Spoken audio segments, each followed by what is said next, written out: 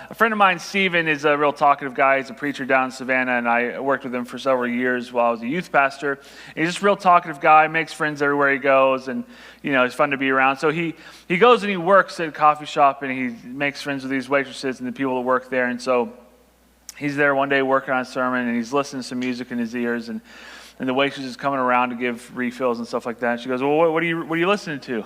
And he goes, "You probably won't like it." He goes, "No, I like music. I like all kinds of stuff. Like, what's going on? What is it?" And eventually, he just unplugs his, turns the speakers off, and the speaker from his phone starts playing this Christian band. And she goes, "You listen to Jesus music? Have fun with that," and walked off. Isn't that funny?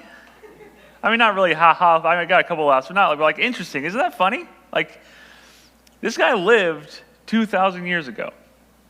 Comparatively, lived a pretty small life, especially if you take away the miracles and the giant crowds that came to see him. I don't do that, but there are people who say, he probably didn't do all that stuff. He lived his first critique when he became a ministry, went into his ministry. The very first critique he ever got was, but his hometown's lame. You know what I mean? Like, that's the guy, that's Jesus. 10 miles away from his hometown was his city. It was this beautiful, rich, fun city called Sepphoris. 10 miles away from his hometown. You never read about it in the Bible because he never went there. He just he didn't do the vacations we did. He was not a globetrotter. He didn't go all over the place. He didn't seek out political people to talk to about his message. He just kind of stayed in his area, and he lived a pretty small life. And yet, 2,000 years later, there's a waitress in Savannah, Georgia that doesn't like him. Isn't that funny? And what's interesting is that this fact actually proves two things about Jesus. One, it proved his staying power. It proved his message. It proved in a good deal of what he was saying about who he was is true, and we can kind of see it with his staying power. But other thing it proved is that one of the predictions he made about himself was true, which was, people will reject me. People won't like me. Just be prepared for it, because it's coming. And today, if you have your Bibles, go ahead and open up to Matthew chapter 22. We put the words back on the screen. We voted. I listened. The people spoke. We're going to put the words back on the screen. But you also agreed to bring your Bibles. So we're both keeping our ends of the deal. Right? Anyways, okay. And as we go through this story, we're going through this summer stories series, and we're going through the parables of Jesus, and we're looking at as many as we can fit into the summer. And it's not all of them. But what we're saying with this series is that these are Jesus' way of teaching us what the kingdom of heaven was like. You can take those words off for a moment. And one of the things, and what we've seen is, like last week, we've seen that the kingdom of heaven is just dripping with grace. The father, the prodigal son, welcoming his sons back and pleading with his sons he's going to be part of his family. The whole thing is just dripping with grace. And we've seen that the kingdom of heaven is like a mustard seed that's going to start small, which is going to end in enormity, right? We've seen that the kingdom of heaven is like a king who forgives debts. And the kingdom of heaven is like this, and it's like a party, and it's like all sorts of things. And all these different parables give us a little facet, a little sliver of an image of what the kingdom of heaven is like. And then maybe we'll step back and we'll see a broader picture of just the depth and the breadth of what the kingdom of heaven is like. But even from the very beginning, the first parable that he starts teaching parables with is the seeds of the sower. He has this thing that keeps popping up, even though you don't know why it keeps popping up, is that the kingdom of heaven is like something people will reject. With all its good, with all its worth, with all its value, people will walk away from it. And that is interesting. And the way we're going to go through this story today is we're going to cover these 3 points. One, I'm calling the strange case of rejecting God's kingdom. Secondly, Jesus is going to tell us why people reject his kingdom. And third, he then tells us why he rejects people. He says this from the very beginning. He says, the kingdom is like a message of grace, like seed getting scattered in a field, and some will just bounce off people like they're a road. And some the message will get choked out because they're like a thorny soil, or it'll get scorched because it's like a rocky soil. But some, it's like good soil, and they're going to take it in, and they're going to accept it, they're going to love it, and they're going to see all the things that the kingdom can bring in their life. But then he also says this goes both ways. He says the kingdom's like a fisherman who brings in a net full of fish, and there's two kinds of fish in it. It's kinds that he's fishing for, and it's kind that he doesn't want. And he's going to separate them. He's going to take the ones he doesn't want, he's going to throw them back. But today, Jesus is going to show us why and how this interaction happens the way it does. But make no mistake, he did warn us that it will happen. And in fact, he even warned his friends. He said, guys, if this world hates you, it's because they hated me first. Just keep that in mind. And so this strange case, this weird thing where you hear about all the goodness that Jesus has to offer and they'll still reject it, Jesus addresses it with this parable, verses 1 through 14. Matthew chapter 22, verse 1. Jesus spoke to them again in a parable, saying, "The kingdom of heaven is like a king who prepared a wedding banquet for his son. And he sent his servants to those who had been invited to the banquet to tell them to come, but they refused to come." That doesn't happen in Cinderella. That's not normal. You don't just refuse to come to a royal wedding. Okay, let's be honest. Who tuned into the royal weddings?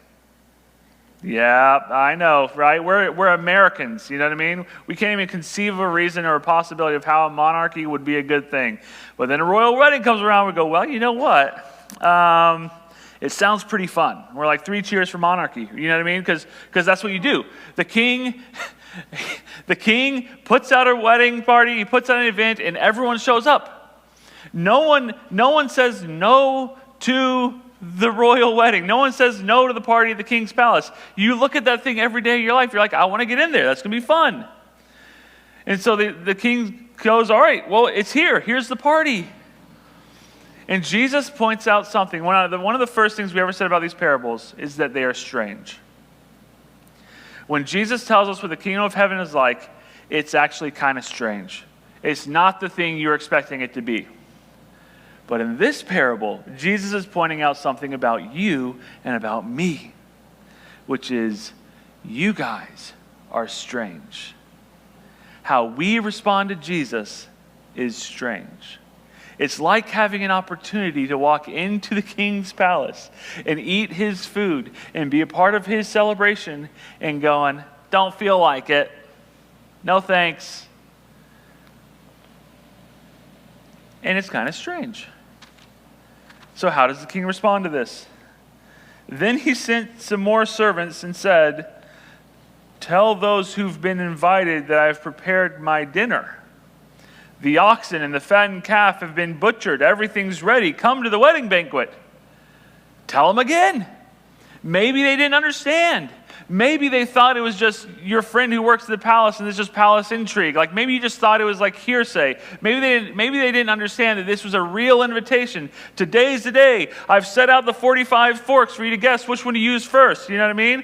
Like the guessing game of, is this bread plate mine or yours? Like it's all ready for you people. The tablecloths are out. Let's come on. Let's do it. Let's go. The party's here. He sent more to invite those who've been invited. Come to the wedding banquet. But they paid no attention. Jesus says, the kingdom of heaven is like a party. And some of you will hear about it, and you will pay no attention. How is that possible? How is that the case? Well, Jesus tells a story to tell you exactly how that's the case. This story's not done yet. He goes, well, they paid no attention, but one, they paid no attention. They went off. And one to his field, another to his business. The rest, they seized the servants, and they mistreated them, and they killed them. This is how you say no to the kingdom. This is how you reject what Jesus is offering. Some of us just rage against it. We rage against God. We are furious at the idea of him. We are furious that he would come speak into our lives. We are furious at the thought that the Bible could be real. We are furious that God would ever tell us what to do. We are furious about it. And people rage against it. They mistreat them, or God sent prophets throughout the ages, and they mistreated them, and they killed them, and they abused them because they didn't want to hear it. Some people reject the kingdom by raging against it. How dare you? How dare you show yourself around here? And some just went off to their field, went to their business, just had better things to do. They're not raging against God. God's off their radar. Let me just put a couple more hours in at work. This job's going to define me. It's going to make me worthwhile. It's going to prove I'm somebody. I'm just going to go out there and just put my head to the plow and keep going. I'm just going to go do a couple more hours at work because I can get more that way. I can prove myself. I can climb the ladder. I can do this. And what is it? The party's not going to give me anything. I'm going to go make something of myself. Others people are like, I'm just going to look at my field. I'm going to go take in all the things that are mine. All the things that belong to me, and go, man, isn't it great that I have this wonderful little kingdom right here, and I'm just going to look at it, I'm going to take it in, and I'm going to be like Scrooge McDuck with his pool full of gold. I'm going to swim in it one more time. And they just had better things to do. That's what Jesus says. And here's what Jesus is telling you.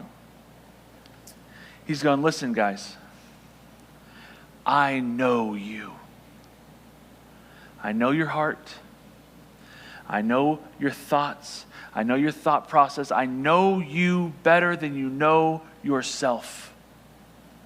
And everywhere Jesus went, he had crowds of people coming to see him.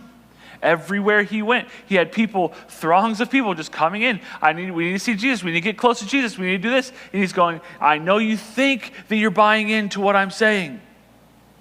I know you think that you're imperfectly okay with me saying I'm the king of the world and you should all be okay with that. But a lot of you are rejecting me. And every single one of us in our heart of hearts has a tug of war going on all the time. This tug of war that says, I want Jesus Christ. I want to go into his kingdom with my whole heart and my whole life and everything I've got. But then there's other things pulling at your heart. Going, just forget that guy. Don't let him tell you what to do. Don't go waste your time over there. Come on, this is how you make something of yourself over here. This is how you can live the good life over here. And this tug of war is happening all the time. And Jesus says, you need to know that's happening. Because we can sit here and we can talk about the kingdom all day long. We can talk about the grace of God all day long. But the thing that some of us need to hear is, even the grace of God is something we're willing to reject if it means I get to stay in charge. It's that tug of war that takes place all the time. And so, John Milton wrote a story a long time ago. It's called Paradise Lost. And in that he had one of the more famous quotes ever. He said, the devil is one of the main characters of the book, and he says, it's better to reign in hell than to serve in heaven. That question is in our hearts and our minds all the time, whether you feel it or you don't. One of my favorite songs, one of my favorite hymns is called Come Thou Fount. And it's a song that's supposed to be what Christians sing.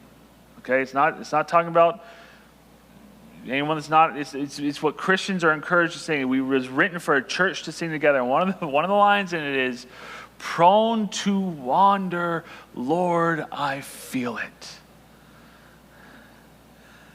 That's something that Christians have to deal with. That's it. It's in the heart. We are this tug of war stays there. And Jesus says that my kingdom is a kingdom that people will reject. And now we get to the question, because that question that no one likes to answer or ask or think about is, why would God ever reject people? Why would God ever say, all right, you're either in or you're out? And this parable is part of the answer, why? He continues. And they seized the servants and they mistreated them and they killed them. And the king was enraged. And he sent his army to destroy those murderers and burned their city. What? This is Jesus talking here? He went to war with them? He burned their city? What happened here? It's hard to even, it's one of those passages that you don't just like go, hey, what could we talk about today? Let's talk about it. It's a hard parable to preach because it's so aggressive. Jesus is speaking with such aggression in this passage.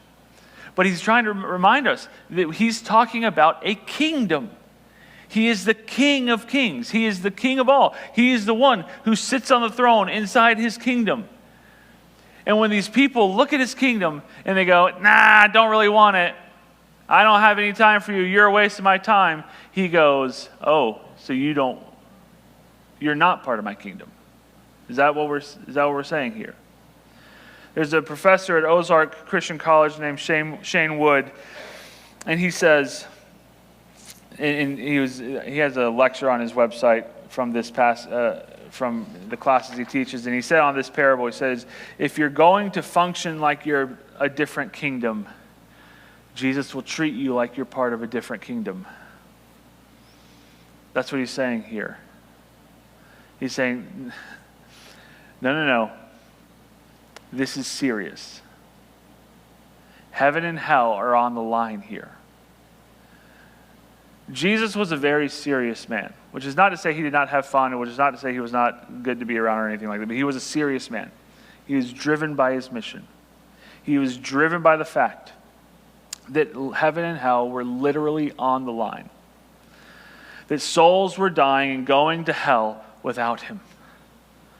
And so his mission never was deviated. There's a time where Peter tried to get Jesus to stop talking about him dying. He said, Peter's like, no, Jesus, we can keep you from dying. You don't have to die. And Jesus said, Peter, you're being Satan right now. That's the same thing Satan told me. You don't have to die, Jesus.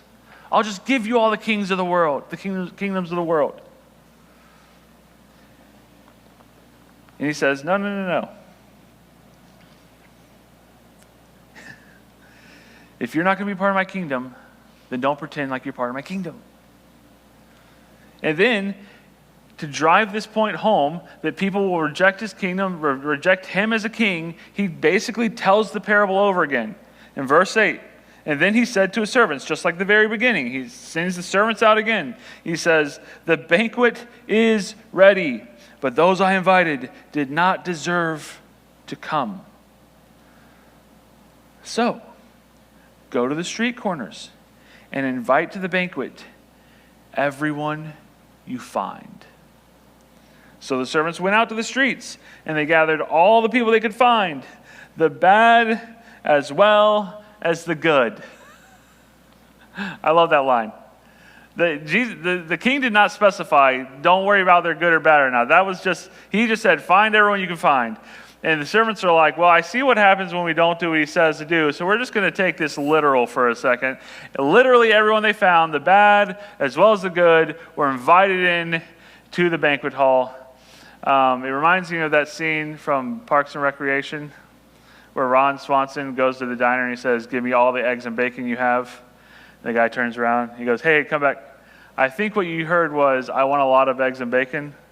What I said was, I want all the eggs and bacon you have. And that's what this guy's saying. I want them all. Everyone you find out there, bring them into the house. We're going to have a party. And the wedding hall was filled with guests. This is an interesting lesson about approaching God with arrogance. Sometimes I feel like we treat God like he'd just be lucky to have us. I'll show up when I want to. I'll do what he says when I feel like it. I'll do that or do this or the other thing whenever I want to. But then, if I don't want to, then too bad. I'm in charge here. He's lucky whenever he gets any amount of my life he gets. And we kind of assume that Jesus is going, oh man, they don't like me. Oh man, they're not. What am I ever going to do? I'm going to have an empty. No, he goes, okay, fine. The people I invited, they don't deserve to come anyways because they rejected me. So I'm going to go and I'm going to have a party. Jesus does not wallow. He does not sulk. He does not sit on his bed and go, man, I don't see why people don't like me more. I'm a nice guy and I don't understand this whole thing. He goes, I have a mission and I'm going to accomplish that mission. This conversation was fun, but now it's over. I'm moving forward with these people. It doesn't change my mission. It doesn't change what my kingdom's going to do. It doesn't change anything about it. I'm moving forward because I'm the king. I'm Jesus, and I have a mission that I march towards all the time. And Jesus has a wedding hall filled with guests. But then the king came into to see the guests, and he noticed that there was a man who was not wearing wedding clothes. And he asked, how did you get in without wedding clothes, friend? And the man was speechless. In parenting, we call that busted. He couldn't give an answer because he knew he was wrong. And Jesus slips it in again. We see there's actually a third way that people reject Jesus. We reject his kingdom. Some rage, some have apathy, and some look at God like they can just walk up to him any old way they please. I'm not going to wear the wedding clothes the king gave me. I'll walk in any way I want to. I'm just going to show up. I'm going to do this, whatever I want to do. And this is one of those interesting keys to the parables of what in the kingdom of heaven is this. Things in the kingdom need to be things of the kingdom. People who follow Jesus need to be shaped like Jesus. We need to be changing ourselves to be more like Jesus as we go along. And this is a lifelong pursuit. It never stops. It only stops when we give up, when we say, I don't care anymore. I'm done. I'm not worrying about that anymore. These are the things I've given Jesus and nothing else. That's the only way it stops. The rest of it is a lifetime of God saying, hey, have you noticed that this is sitting there in your heart? Hey, have you noticed that this is going on? Hey, this needs to change, or you need to stop talking like that, or you need to stop treating that person that way, or this little thing. It's the rest of our lives. The Bible calls it sanctification, being shaped more like Jesus, because God changing our character to become more like him. And when we say, no, God, you're not allowed to be in charge of my character. No, God, you're not in charge of what's good and bad. You're not in charge of my view of morality. You're not in charge of my worldview. You're not in charge of my anything. Then we've stopped being things of the kingdom. And Jesus goes, if you're going to be in my kingdom, you have to be something of the kingdom. You can't just come in any old way you like. You have to see me as king. And he sees this person who came in any old way he likes. And the king said to the attendants, tie him hand and foot, throw him outside into the darkness, where there is weeping and gnashing of teeth. It's a hard teaching. And then Jesus hits the nail on the head with this final sort of moral point that he makes, which is this: for many are invited, but few are chosen.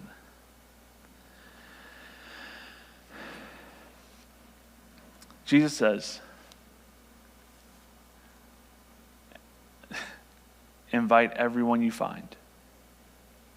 We're doing this thing as a church for the rest of the year. We're calling it the Year of the Invitation, where we're just inviting people to church. We're just practicing inviting people to church. Hey, has anyone ever invited you to Foothills Christian Church? Just come on, or all these sorts of things. And I got to tell you, it's been cool to hear some of the stories from people who, and what we do, sorry, I'll explain it again, is we write their name on a sheet of paper and we throw it in a bucket out in the lobby.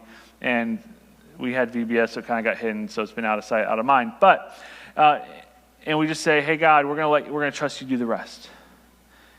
We're just sending out the invitations. We're practicing as a church, sending out invitations, reminding people that God is there. And what we've been hoping for the entire summer we've been doing it, is August and September to show up. Because that's when people in our town and our community are interested in church, are interested in finding a place to worship. And it has been really cool to hear people who said, yeah, I've been praying, I've been putting names in the bucket, and they showed up, they came. It's been a lot of fun to hear people report back and say, man, this is a person I've been praying for years, trying to get them to give church a chance again. God goes, invite them all. If they have ears to hear, invite them all. Don't try to guess who would reject it or accept it. Don't try to do any of that stuff. Just invite them. Invite them all. But then he turns around and says, many are invited, but few are chosen.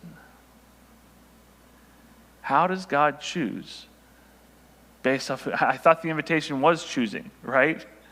I go, hey, I'm inviting you to my birthday party. You don't turn around and go, well, who are you choosing to come to your birthday party, right? I just told you. I invited you, right? But because Jesus knows that his message of grace is something that needs to be accepted. And he knows that in each and every one of us is a game of tug of war that has to be won. And you see it all the time. You see it all the time where people go, even if this or that, I still wouldn't want to be there. There's a famous clip of Stephen Fry. I don't know how many years old it is, the actor from England who says, and he was asked to put the question, you're standing at the pearly gates, because he's a very famous atheist, and he said, you're standing at the pearly gates. What do you say? What do you say to God? And he goes, oh, really? I would say kids with leukemia? Really? Is that what you did? Bugs and diseases and this, that, and the other, and cancers and things that cause blindness and this and that. And are you serious? That's the world you built? That's what you're going to do? What's he doing? He's raging against God. And what's he upset about, really, when he says all those things? He said, I'm upset that we're not just living in heaven right now. Yeah, I mean, there's a lot of us that feel that way. I would love to live in heaven right now, but I'm not. I'm on earth. And he's raging against it. The guy then goes, okay, well, suppose God lets you into heaven. He goes, well, I wouldn't even want to be there if he's up there. Oh. So on one hand, you're mad that we're not already in heaven.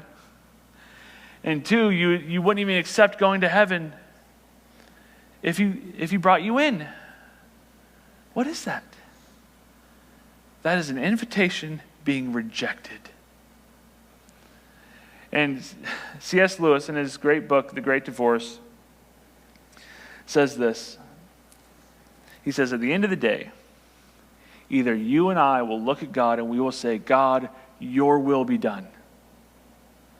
And we will let God, and we will give up that game of tug of war, and we'll follow him, and we'll let him be in charge. We'll say, God, your will be done. Or at some point, he'll turn around and he'll say, Garrett, your will be done. If you want life without me so bad, if you want life without me in charge, this much. Have it your way. Many are invited, few are chosen. What's your heart saying right now? What is the game of tug of war happening in your heart right now? The Bible says that we need to change the way we see the world. We need to either conform to the kingdom or conform to this world. That's the tug of war. And one of the key passages of Christian that just comes up all the time is Romans 12:2. It says, "Do not conform to the patterns of this world, but be transformed." Into what? Into the ways of the kingdom, into the ways of Jesus, into the ways of God. Be transformed by the renewing of your mind. Stop pretending that you have better things to do. Stop pretending that it's so offensive that God could ever try to speak into your lives. Stop pretending that you can just accept His grace and accept nothing else from Him. Stop, change your mind and be transformed into the way of the kingdom. But here's what's cool.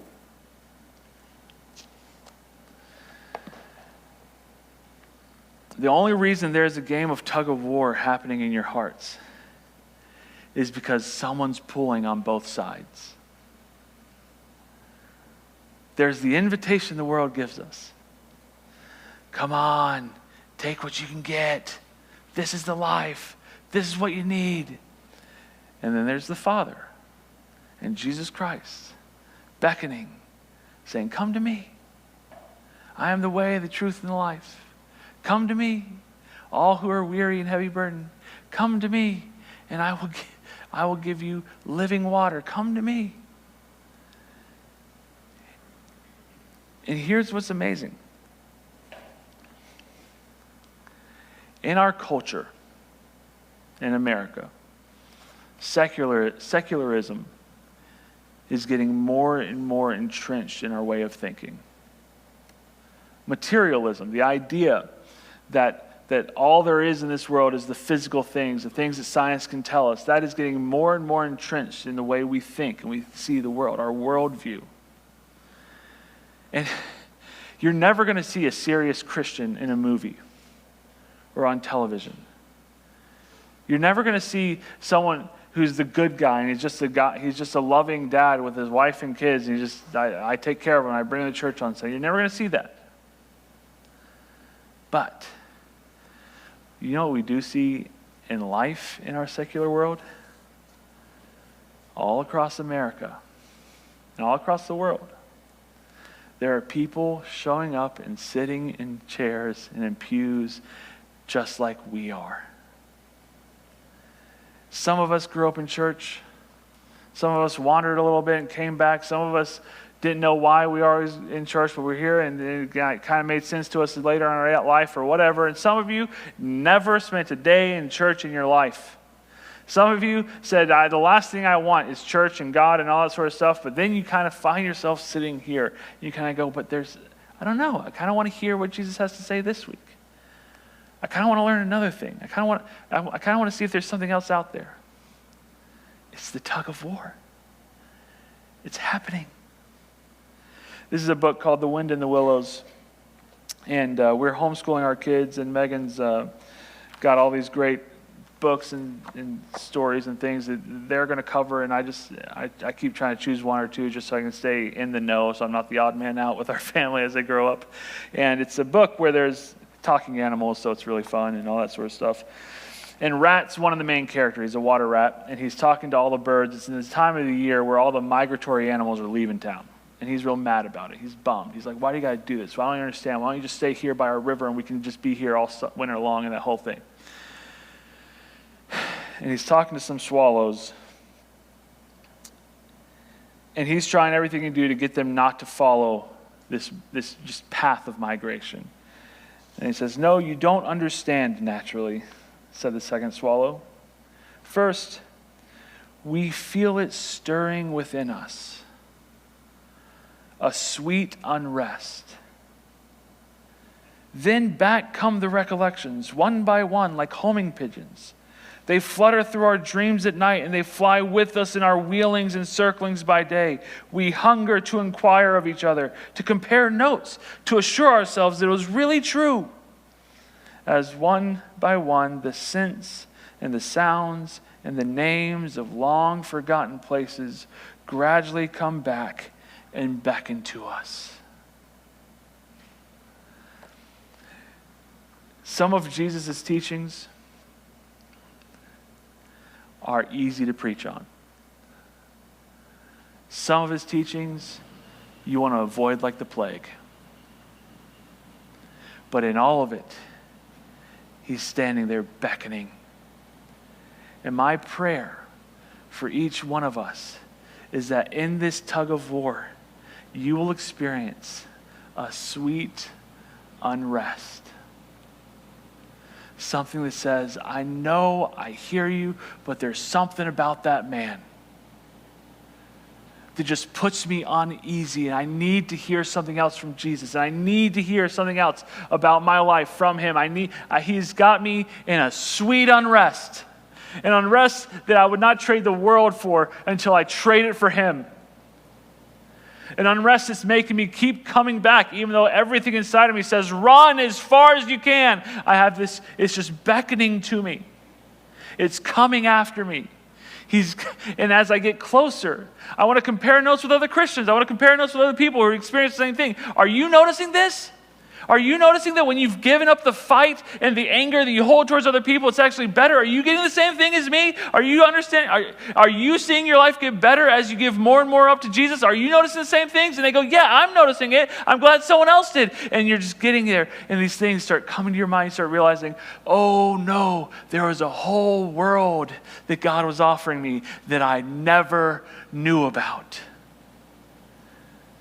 But today, I pray that he puts you in a sweet unrest. One that says, I will never be home until I am home in the kingdom. I will never be safe until I am safe in his arms. I will never be satisfied until I have had all Jesus I could get. And Jesus says, behold, I stand at the door and knock. And everyone who opens the door, I will come in and I will eat with him and we'll be together. But everyone who doesn't, I won't. Because all are invited and few are chosen.